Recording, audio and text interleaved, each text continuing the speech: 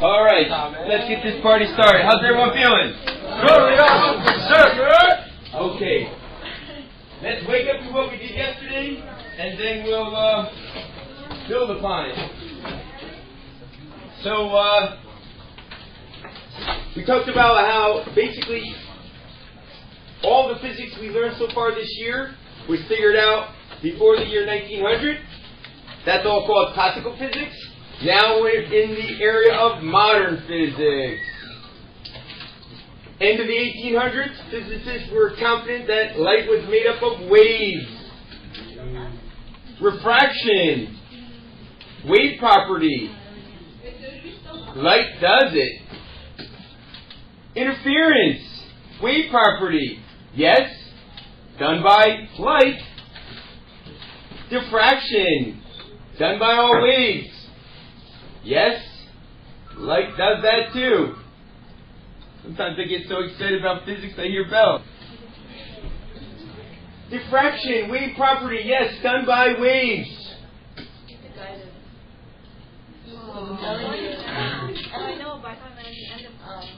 You can go at the end of class. Okay. Photoelectric effect. First experiment to show conclusively that light behaves as if it's made up of particles.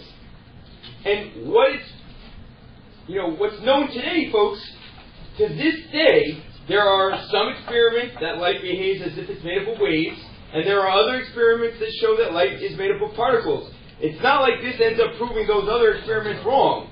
It's either, it's just this weird paradox in nature. Light sometimes behaves as if it's made up of waves, sometimes it behaves like it's made up of particles. So what the heck is this photoelectric effect? Well, basically, it's the effect that electrons get ejected off of metal when light is shined down upon the metal. Here's the photoelectric apparatus where light shines through a glass tube,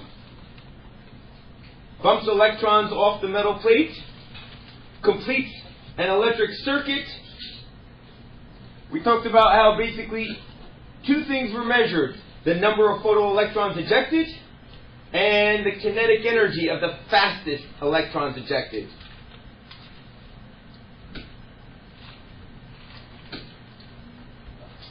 Wave theory is based on the fact that light is made up of waves. The brighter the light, the bigger the amplitude, the more energy the wave has.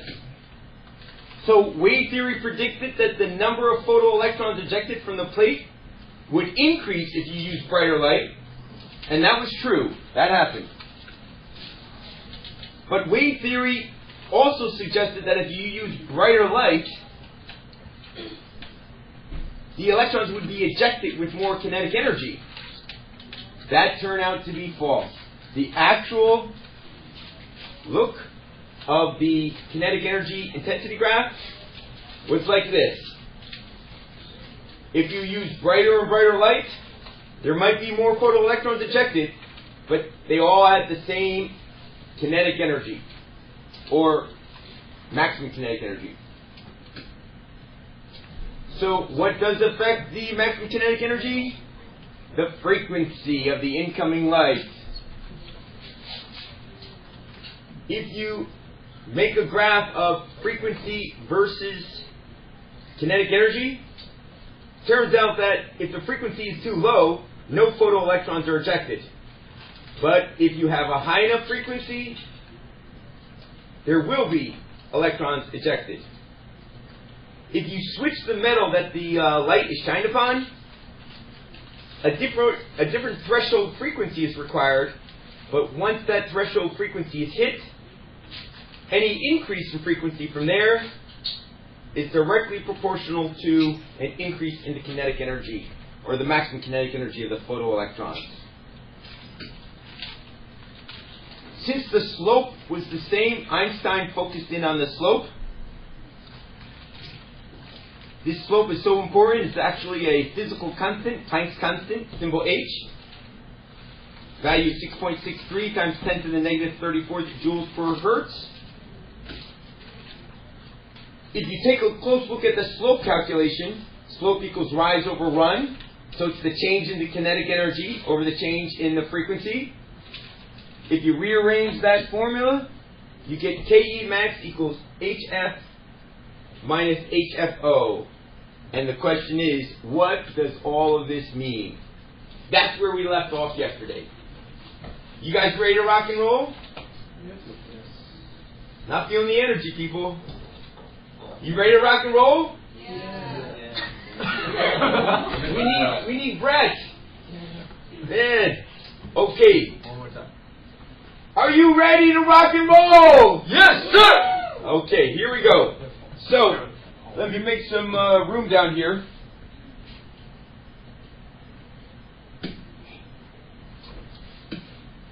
Basically,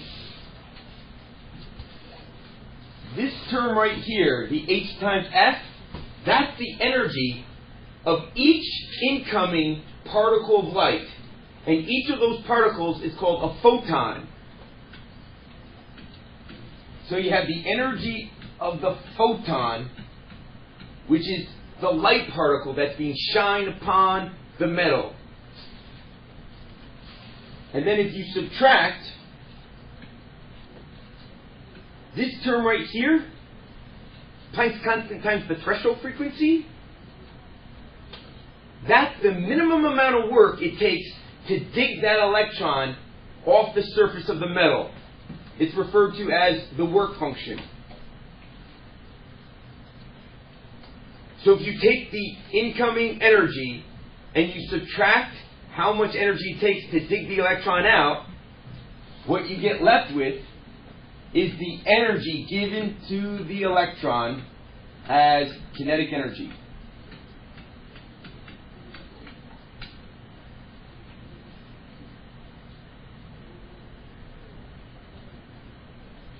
So basically, let's say we have a piece of metal.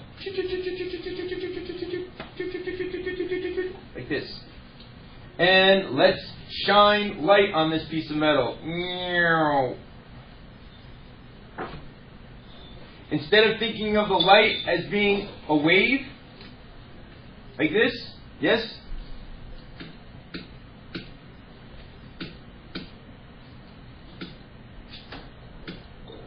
You could think of the light as being made up of particles.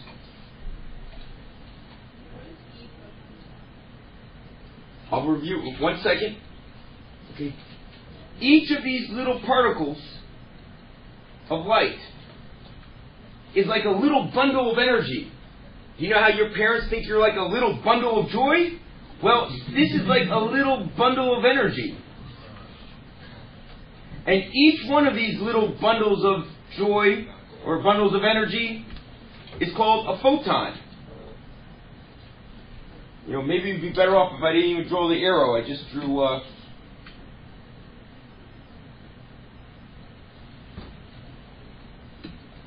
just going to draw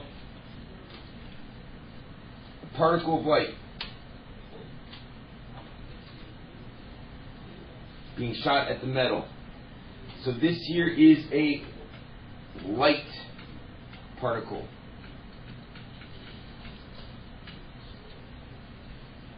It's called a photon.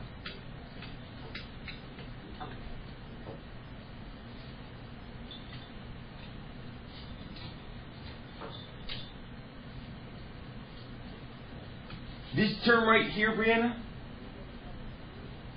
is the energy that this little bundle has. So let's say it's 10 electron volts of energy.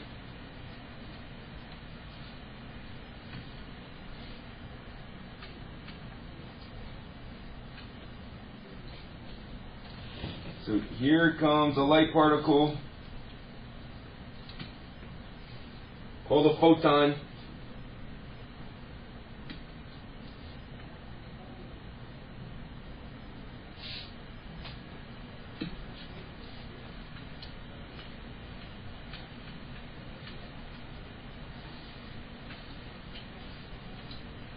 And let's say it has 10 units of energy, yes? It's like a little bundle of energy. Now, when that bundle of energy comes and hits the metal plate, let's say it takes 4 units of energy to dig the electron from the metal. So there's like this electron that's in the metal. And let's say it takes 4 electron volts of energy to dig that electron out. Well, that's known as the work function.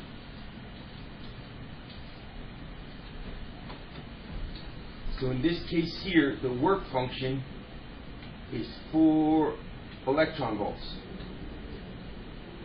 Well, if you have a bundle of energy of 10 electron volts,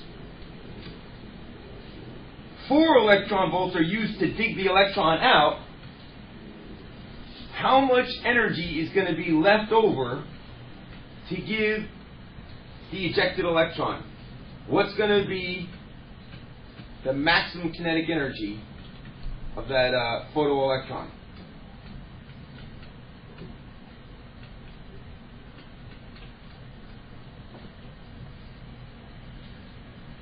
Well, look at the equation here, people.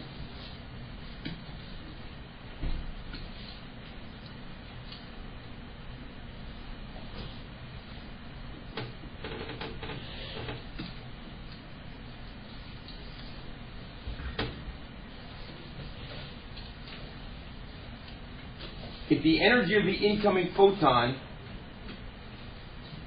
is 10 electron volts, and the amount of work to dig that electron out is 4 electron volts, then what's going to be left over for the kinetic energy? What do you say, Dave? 6 electron volts. Yeah. So basically, the electron is going to be ejected with 6 electron volts of energy.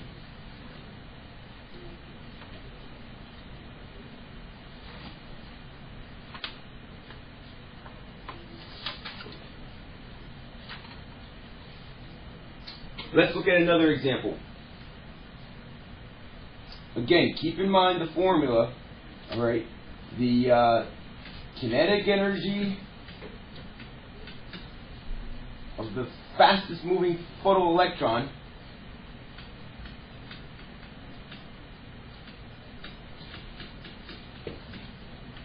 equals the energy of the incoming light particle, called a photon, minus the work function.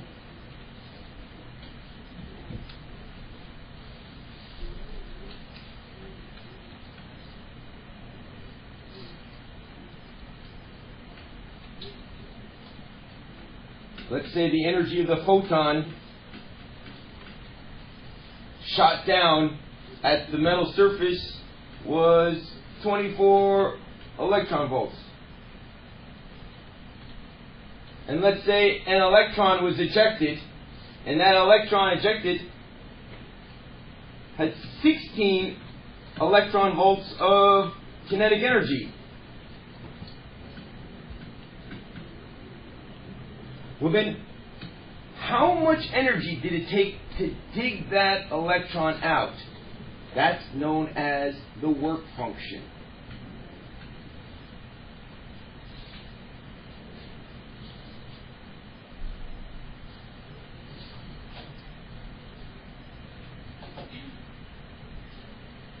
What do you think, Swappy?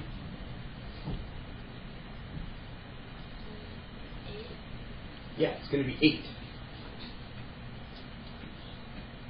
Because basically, we go up here to the formula, we see that the electron had 16 electron volts kinetic energy.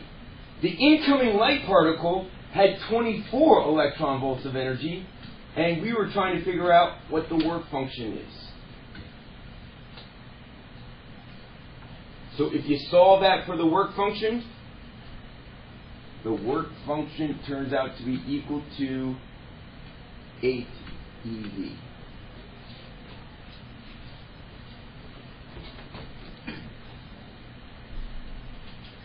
Dave. Can work be negative in this case? No. The work would not be negative. No, could it be? No. Usually the reason why work is negative, it's kind of like a reference frame sort of thing. Like, but it's not a friction thing. Here the work's always going to be positive. Work is negative like when it's like, if I do positive 25 joules of work on the gas, then the work done by the gas would be negative 25 joules. And that's not going to come into play here. So basically with this photoelectric effect formulas, guys, there's 3 formulas that you're going to have to know, use, and love. And the first one is just the big Papa formula we've been using. The kinetic energy maximum of the photoelectrons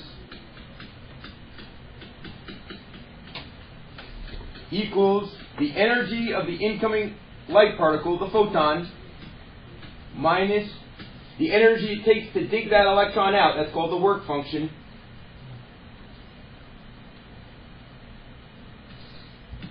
And then the energy of the photon, that's equal to Planck's constant times the frequency of the incoming light. And the work function is equal to Planck's constant times the threshold frequency.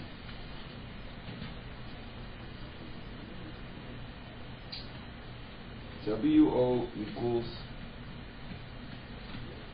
the work function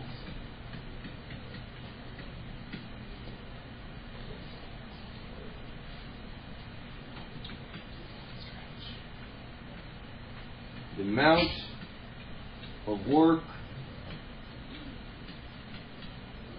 needed to, quote, dig out the easiest to remove electrons.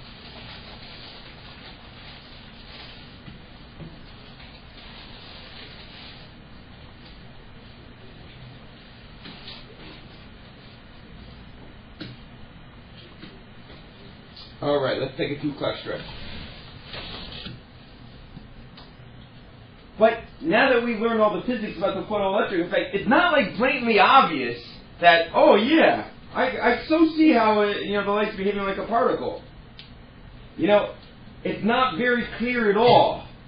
So let me share with you something that's been shared with me in helping how Einstein realized that the light wasn't behaving like waves, but the light was behaving as if it's made up of these little tiny particles called photons. And basically, this is what was, shared with me. Compare this to a beach. Say,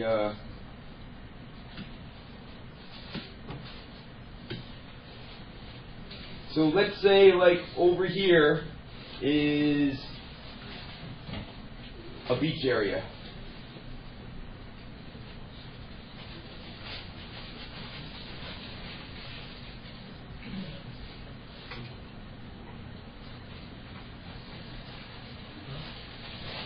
And let's say over here is the ocean.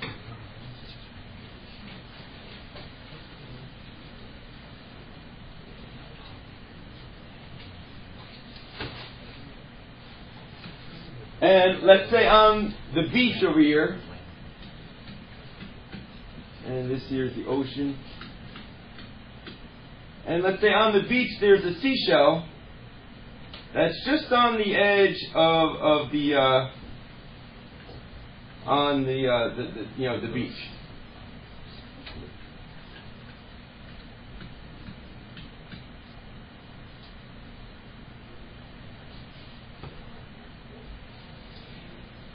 And basically, let's say that it would require 10 joules of work. Let's say it would require 10 joules of work to get that seashell off of the beach and into the ocean.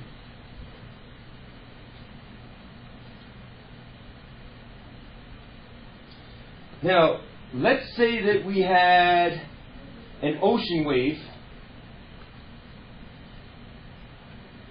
I'll draw the ocean wave here.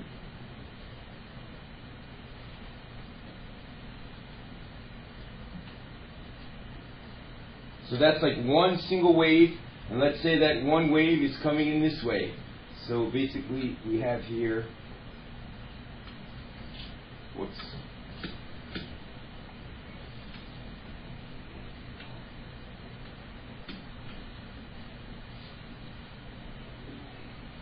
And let's say that wave, that whole wave from here all the way down to there, let's say that wave was carrying 10 joules of energy total.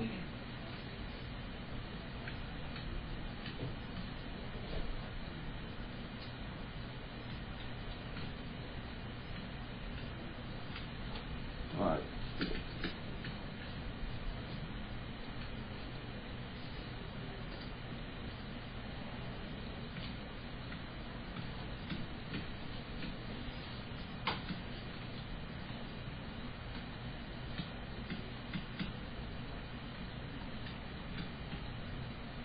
So from here all the way to there, the amount of energy being carried along was 10 joules.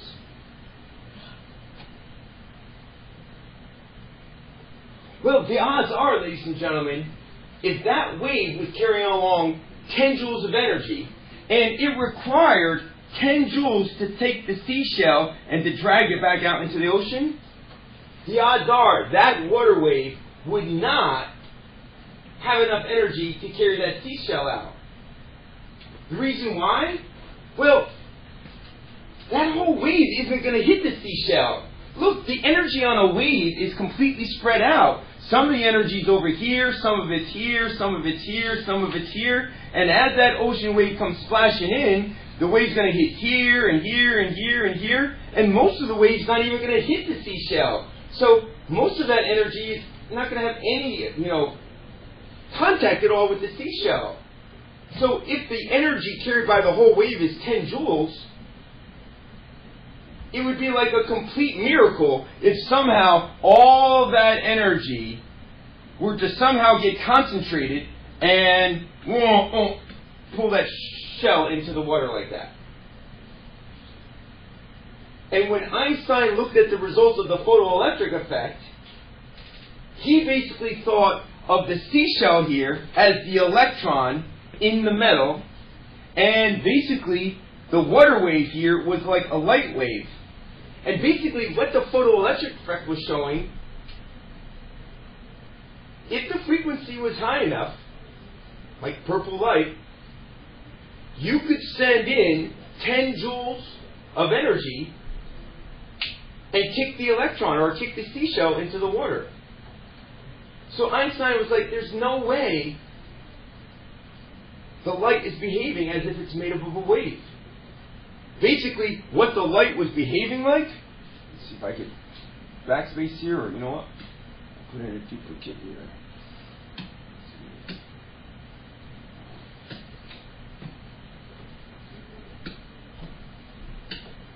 Oopsie.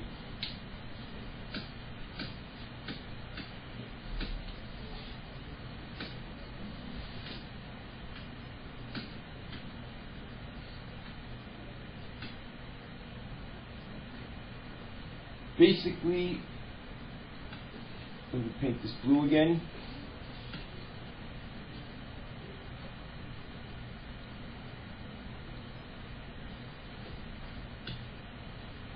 What the light wave was behaving like was like a particle.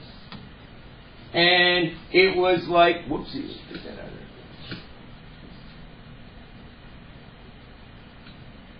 A 10 joule particle of energy, and it was focused, it was concentrated.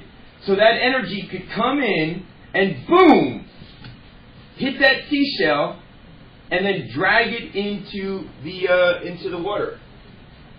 There's no way the wave could do that because the 10 joules was completely spread out over that whole wavefront right there. But if all that energy was focused as a particle, then it would be able to. And that's what the results showed happening. So this is how Einstein concluded that the light basically was made up of photons.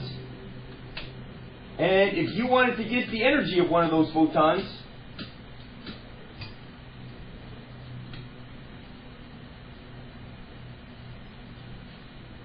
you could use Planck's constant and multiply it by the frequency of the light.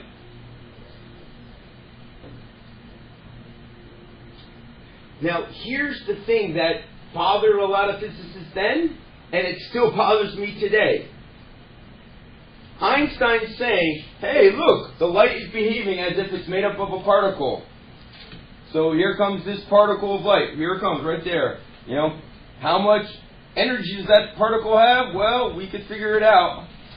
That particle is called a photon. It's totally not behaving like a wave.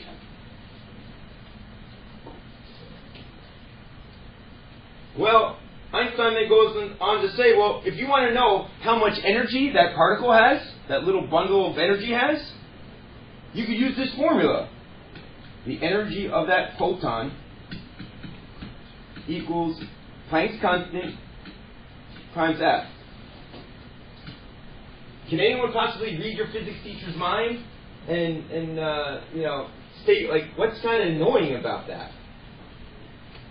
You know, Einstein's saying, hey, light is made up of particles. These little particles are called photons. In this experiment, there's no wave stuff going on at all. It's behaving like a particle, a little bundle of energy, a little tennis ball of energy. It comes in, boom, knocks an electron out. And by the way, if you want to calculate the energy of this little particle, you take Planck's constant and multiply it by the frequency of the light. What's on your mind, Mr. Fox? Why would it be a frequency? Exactly! Why is there a frequency in the formula? Frequency, what kind of term is that, Dave? That's a wave term. You know what I mean? So then at first I thought, oh, well maybe now the frequency is like the frequency of the photons? What this is saying is that if you want to calculate the energy of the photon, do another experiment where the light behaves like a wave, and in that other experiment where the light behaves as a wave, find its frequency. And now in this experiment, use that same light, use that frequency, which is a wave thing, and that'll help you get the energy of the photon. That's the bothersome thing right here. Frequency, that's a wave measurement.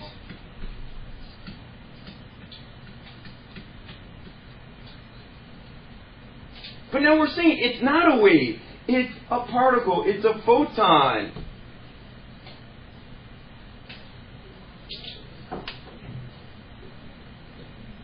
So Einstein showed that light is made up of particles, photons. You want to calculate how much energy do you have? Take Planck's constant and multiply by the frequency of the light. Ugh. But that's what we have to do. So,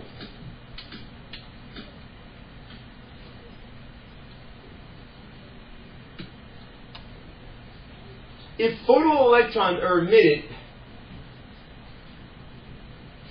it shouldn't be by a metal surface. It should be on a metal surface. So let me change that. On. If photons are emitted on a metal surface, no, photons are emitted on a metal surface. Wait a second. Maybe that was right. I'm sorry. Let's read the question wrong. Photoelectrons, not photons. Photoelectrons are emitted by a metal surface only when the light directed at it, the metal surface, exceeds a certain minimum, and you should know the answer to that. So if you have a metal See? You could get electrons to be ejected. What are these electrons called? Photoelectrons. But this is only done when the light directed at the metal exceeds a certain, and what do you think there, yo? Frequency.